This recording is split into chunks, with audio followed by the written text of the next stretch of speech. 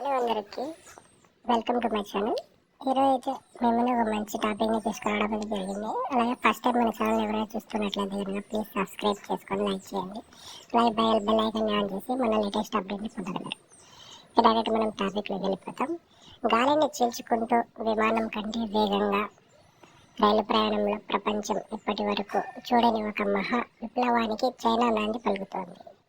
ఇప్పటికే గంటకు 501 కిలోమీటర్ల వేగంతో వెళ్లే మాగ్లెవ్ రైళ్లతో రికార్డులు సృష్టిస్తున్న చైనా ఇప్పుడు ఏకంగా శబ్ద వేగాన్ని ఛేదించే సూపర్సోనిక్ రైళ్లను సిద్ధం చేస్తోంది.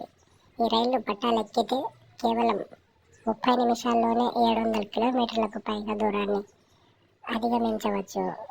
సౌత్ చైనా మార్నింగ్ పోస్ట్ నివేదిక ప్రకారం చైనాకు చెందిన ఇన్స్టిట్యూట్ ఆఫ్ ఎలక్ట్రికల్ ఇంజనీరింగ్ శాస్త్రవేత్తలు ఈ ప్రాజెక్టుపై పనిచేస్తున్నారు. విద్యుదయస్కాంత స్టెడ్జ్ అని పిలిచే ఈ వ్యవస్థ విద్యుదయస్కాంత శక్తిని ఉపయోగించి వాహనాన్ని గాలిలో పెడుతుంది.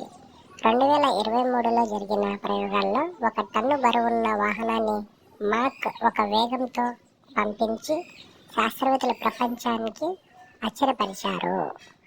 సాంకేతిక సవాళ్లు, వినూత్న పరిష్కారాలు.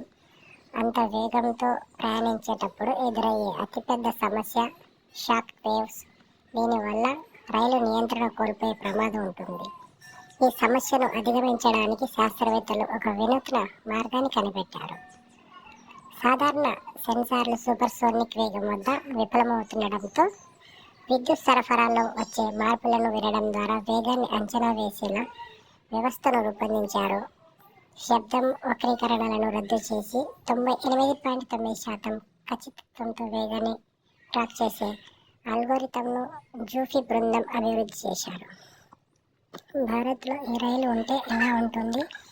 ఈ సూపర్సోనిక్ వేగానికి మన దేశ పరిస్థితులలో పోల్చి చూస్తే ఆశ్చర్యకరమైన విషయాలు వెలుగులోకి వస్తాయి.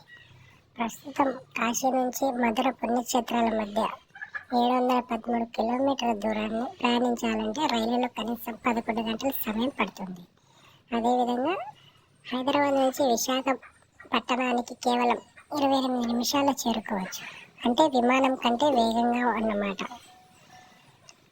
అలాగే ప్రస్తుతానికి ఇది ప్రయోగ దశలో ఉన్నప్పటికీ చాలా శాస్త్రవేత్తలు సాధిస్తున్న పురోగతి చూస్తుంటే భవిష్యత్తులో భూమిపై ప్రయాణం అంతరిక్షయానంగా వేగంగా మారబోతోందని అర్థమవుతుంది.